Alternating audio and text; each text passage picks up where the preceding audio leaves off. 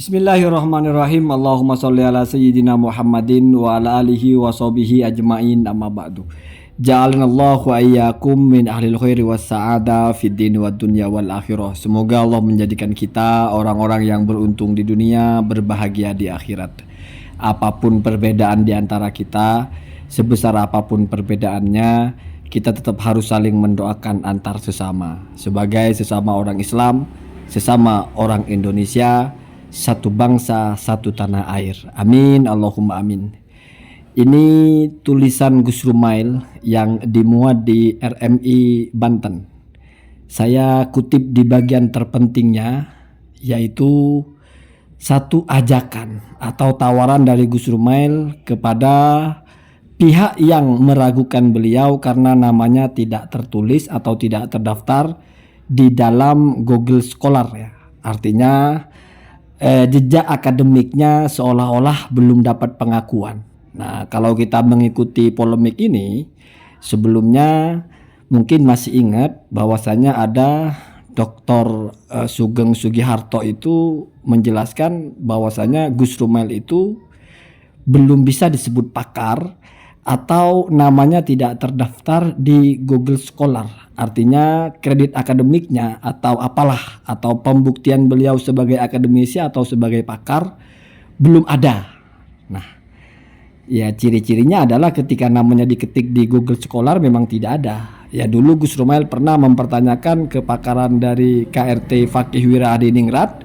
Kemudian ya anggap Dr. Sugeng ini juga membalikkan pertanyaan itu kepada Gus Rumail. Ternyata Gus Rumail juga posisinya atau klaimnya sebagai historian belum terkonfirmasi di Google Scholar, di mana Google Scholar ini adalah standarisasi atau alat ukur seseorang disebut pakar atau tidak. Walaupun memang Kiai Haji Imaduddin juga tidak terdaftar di sini. Lalu kemudian yang menarik di sini adalah Gus Rumail itu dengan begitu percaya dirinya mengatakan siap didebat kalau misalnya ada forum atau ada majelis. Artinya di sini ada bahasa Anda. Setelah Gus Rumail menjelaskan dia siap bertanggung jawab dengan kontennya, bahkan sebelumnya dia mengatakan bahwa beliau itu santri, siap diadu cara memahami teks Arab, metodologi riset sejarah, membaca statistik dan sebagainya. Jadi ini semacam bukan tantangan sebetulnya, tetapi ajakan untuk menyelesaikan ini kalau memang perlu dalam bentuk sebuah forum. Dan di situ ada agak sedikit nyenggol lah bahwa Gus Rumail tidak mungkin akan kabur ya. Ya wallahu alam ini maksudnya nyenggol siapa. Yang jelas kita layak untuk menunggu, harus ada diskusi ya, atau debat lah antara Gus Rumail ini dengan Dr. Sugeng Sugiharto ini.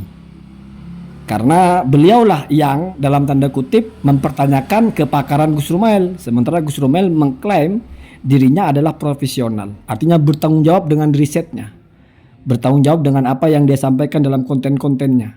Saya kira menarik sekali kalau ada orang yang seperti itu. Artinya kalau ada orang yang meragukan, maka mari kita buktikan apakah layak diragukan atau tidak. Ini sebetulnya adalah mentalitas yang mencerdaskan. Artinya polemik ini memang harus diselesaikan dengan cara seperti itu. Kalau ada persetegangan, ada perbedaan pendapat yang terus ya berlarut-larut, kalau terus hanya dalam bentuk satunya buat konten atau satunya menulis ditanggapi dengan tulisan, itu sudah berlalu-lalu seperti itu. Maka perlu ada terobosan baru. Sudah pernah dicoba di Banten tapi tidak berhasil. Artinya tidak berhasil, pemain intinya tidak datang, yaitu Kiai Haji Imaduddin.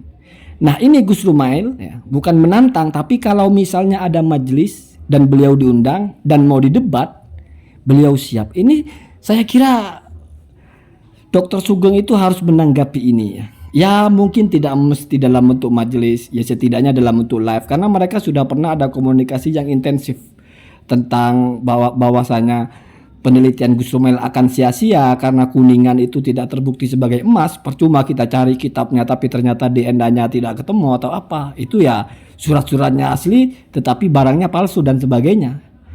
Bahkan sebetulnya Gus Rumail itu sudah sepakat bahwa memang pada akhirnya karena nasab itu adalah masalah intisab atau ikatan biologis, memang relevan dengan tes DNA. Cuma yang dipertanyakan apakah family tree itu acuan yang cocok atau jangan-jangan ada hal lain yang perlu dikaji. Artinya Gus Rumail itu sangat terbuka. Kalau kita ingat bagaimana narasi Gus Romel ini memang agak berbeda ya. Ketika dia berdebat dengan 3 orang itu, dengan 1 orang, dan di kubu Ba'alawi 4 atau 5 orang itu, Gus Romel ini satu-satunya yang berbeda. Gus Romel tidak menyerang teori Kiai Haji Imaduddin harus ada kitab yang sezaman. Tidak membantah teori Kiai Haji Imaduddin, karena Gus Romel juga melayani itu dari sisi historisnya. Yaitu memang kalau untuk dalam langkah verifikasi historis, maka risetnya adalah riset kepada sumber-sumber data yang paling mendekati atau sezaman. Nah, itu sudah diterima oleh Gus Romel. Saya kira Gus Romel ini yang paling legowo, yang paling berpikiran terbuka. Sayang sekali kalau beliau ini tidak dilayani apabila ingin ada yang berdiskusi. Biar sekali lagi, biar ini mencerahkan. Atau mungkin kalau misalnya Dr. Sugeng tidak berkenan karena namanya Gus Romel belum terdaftar di sekolah Google, sementara Dr. Sugeng hanya mau dengan yang setara dengan beliau, sama-sama terdaftar, ya mungkin Dr. Manahem Ali juga bisa. Karena saya lihat Dr. Manahem Ali itu ya belum terlihat juga di Google Scholar itu sebagai orang yang terdaftar di situ. Karena biasanya yang terdaftar di situ yang sudah menamatkan S3. Ya wallahu alam, mungkin Dr. Manahem Ali itu belum selesai S3-nya atau doktornya Dr. honoris causa atau bagaimana ya. Yang jelas, mari kita support kalau ada orang yang ingin menyelesaikan ini, ya kalau bahasa kasarnya itu secara gentle, secara terbuka. Karena orang yang sudah yakin dengan kebenaran yang disampaikannya tidak akan pernah memilih-milih bagaimana cara dia mempertahankannya. Dia siap bertahan dengan cara apapun. Lewat tulisan ya oke, jelas tentu saja. Tetapi lewat verbal, lewat komunikasi langsung pun akan siap. Justru orang akan bertanya-tanya, kenapa kalau diajak debat tidak mau? Kenapa kalau diajak face to face diskusi tidak mau? Ada apa? Kan begitu. Apakah mungkin belum betul-betul menguasai sehingga ada kemungkinan dia akan diberikan pertanyaan yang belum sempat dia cari jawabannya? Atau memang jangan-jangan memang tidak mau menyelesaikan ini? Ya, itu menjadi orang bertanya-tanya ya. Ala kulli hal, mari kita support ya. Ini bukan gagah-gagahan, bukan mau adu hebat-hebatan, bukan. Ini mengedukasi. Kita sudah sering melihat baku hantam dalam dunia tulis menulis, baku hantam dalam dunia konten masing-masing. Ini saatnya kita menyaksikan diskusi yang sehat atau perdebatan yang sehat dan edukatif. Saya kira Gus Romel punya mental yang sangat bagus ketika berdiskusi ya. Nada suaranya juga tertata, tidak ada emosi, di posisi apapun dan berhadapan dengan siapapun ya. Semoga ini terlaksana dan semoga pesan ini sampai kepada Dr. Sugeng atau mungkin siapa yang siap mewakili. Track record Gus Romel berdebat dulu pernah dengan Kiai Khotim Bahri ya, sudah pernah juga, dan di Banten juga beliau sudah pernah ya. Jadi sudah bisa kita lihat bagaimana cara berdiskusinya, bahkan juga pernah dengan Said Mudakori kalau tidak salah ya. Allahumma hadina ahdasabil, semoga terlaksana.